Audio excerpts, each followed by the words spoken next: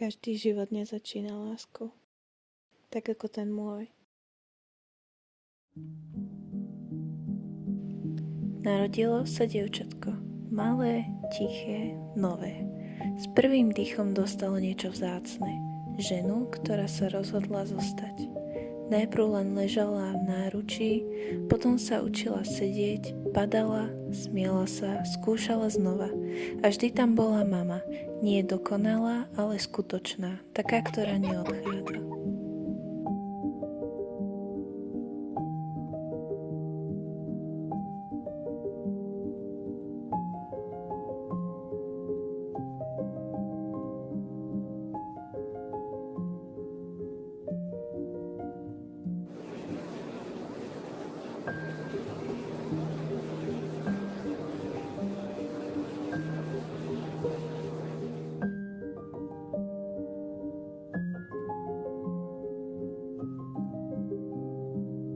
Pamätám si smiech medzi stromami, vietor vo vlasoch, pocit, že môžem bežať kam chcem.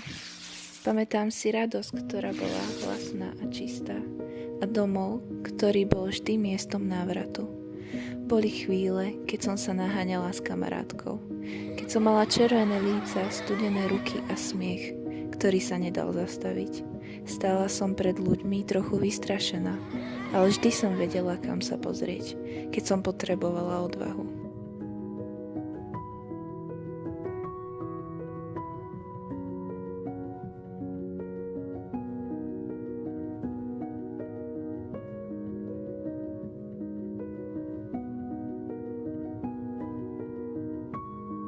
Rada som bola vonku, pri ohni, pri vode, v plate, s mokrými nohavicami a špinavými kolenami. Preskakovala som kamene, padala, vstávala a skúšala znova. Nikto ma nebrzdil, ale niekto ma vždy čakal.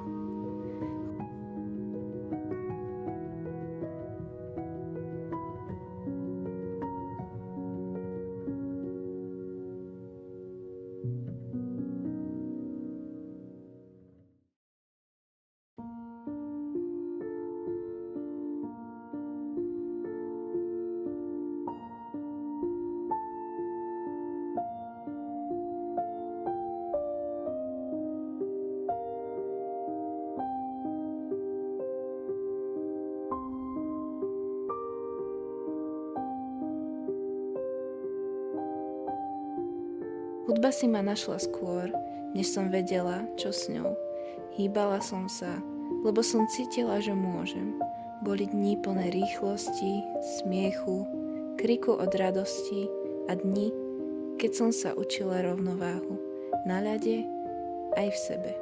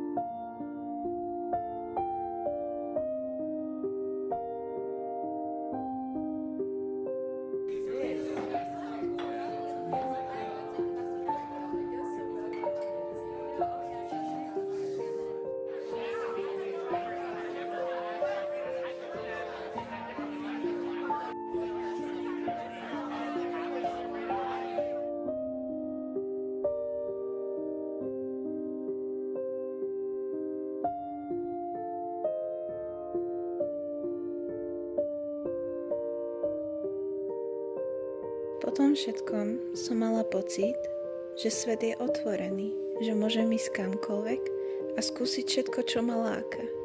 Zbalila som si batoh a odišla. Prešla som mnohými miestami, cudzými ulicami, novými jazykmi, dlhými cestami s kamarátmi. Smiali sme sa, blúdili, občas sa stratili a cítili sme sa slobodní tak, ako sa cítiš len vtedy, keď máš pocit, že život je ešte len na začiatku. Každá krajina mi niečo dala, niečo ma naučila A za každým, keď som sa niekam posunula, vedela som, že doma je niekto, kto sa teší na návrat.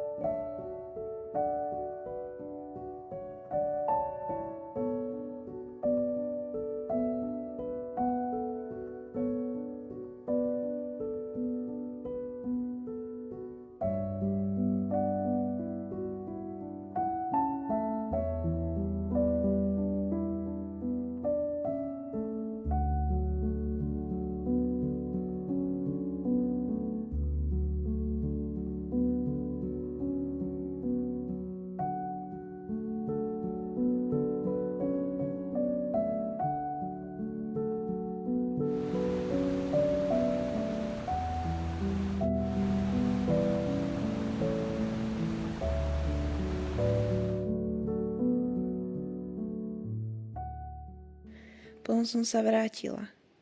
Domov bol tichší, než si ho pamätám. Vzduch bol zvláštne ťažký. Vošla som do izby a všetko sa zastavilo. Mama ležala na posteli. Pokojná, ako by len spala. Vedľa nej bol list.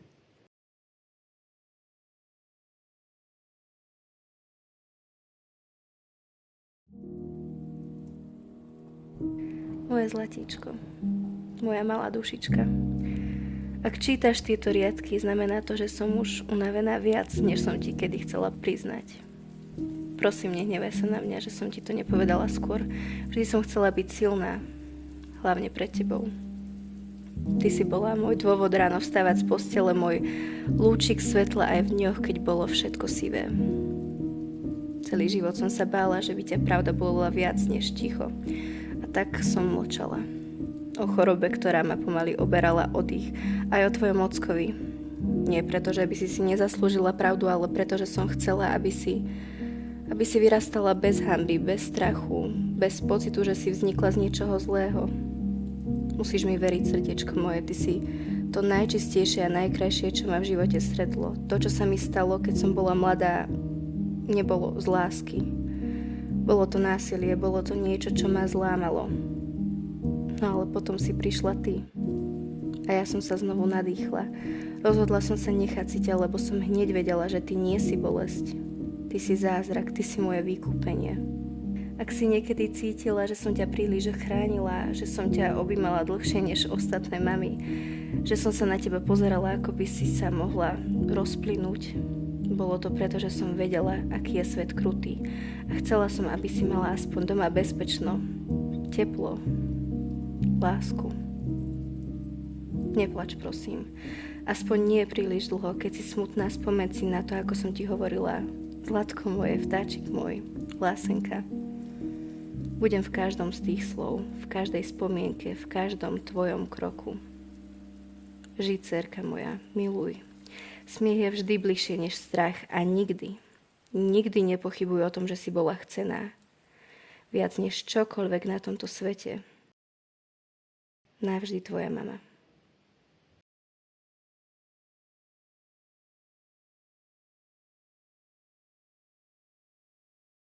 V tej chvíli sa svet nerozpadol na hlas.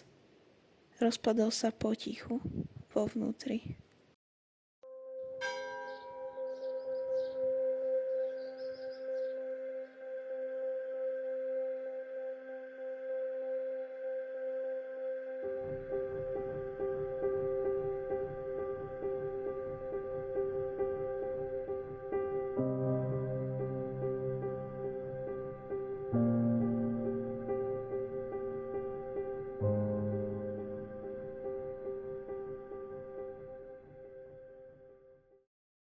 Z pohrebu som prišla domov. Dom je tichý, až to bolí. Mamin sveter stále visí na stoličke. Jej hrnček stojí v kuchyni. Nič som nepohla. Ani seba. Celé dni len presedím na gauči, na posteli, s kolenami pri hrudi. Nevarím, nemám silu. Nie som hladná, len prázdna. Večer si ľahnem na jej posteľ. Pritulím list k hrudi. Plačem potichu a v hlave mi stále znie. Nechcela som, aby si vyrastala v strachu.